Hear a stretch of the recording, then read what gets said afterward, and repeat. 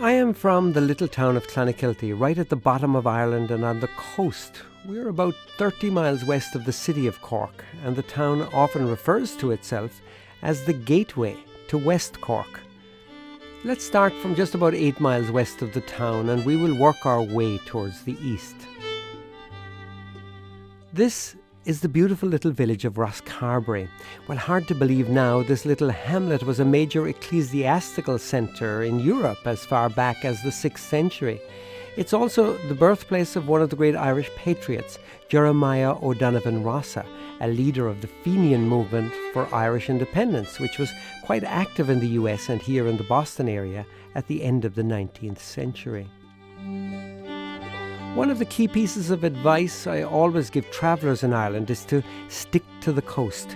In recent years, what has become known as the Wild Atlantic Way, we are on it here, has become one of the country's great attractions, and as you can see, for good reason.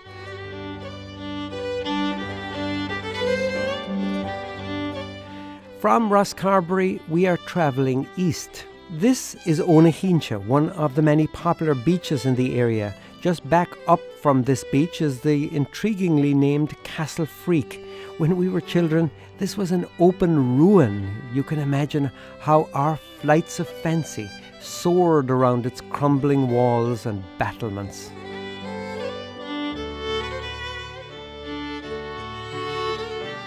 From Onahincha, we travel over one of the many headlands to the aptly named Long Strand, one of the most popular surfing beaches in the county and one of my favourite places to take long, meandering walks. The Galley Head Lighthouse, now automated, but one of my most vivid memories as a child was visiting the large Butler family, the lighthouse keepers, with my dad. It intrigued us to know that they lived here, and we imagined the whole family keeping the lights burning brightly to warn shipping off the treacherous rocks that dominate the West Cork coast.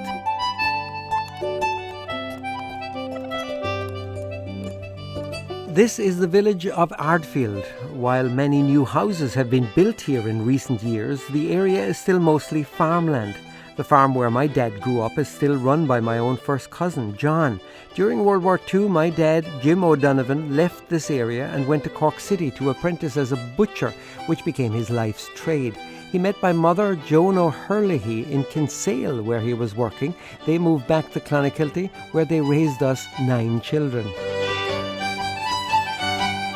From Ardfield, we travel past a Dunmore house run by yet another family of O'Donovans. It's where many of our important family gatherings and special occasions are still held. And it's just about 2 miles on that we come into the lovely little town of Clonakilty. Clonakilty is generally regarded now as one of the most picturesque little towns in Ireland. Its bustling restaurant and live music scenes a big attraction, and its yearly guitar festival is about to re-emerge. Michael Collins, the architect of Irish independence in 1921, was born just outside the town. And on a lighter note, it is home to the now famous Clonakilty black pudding. My mouth waters at the thought of it.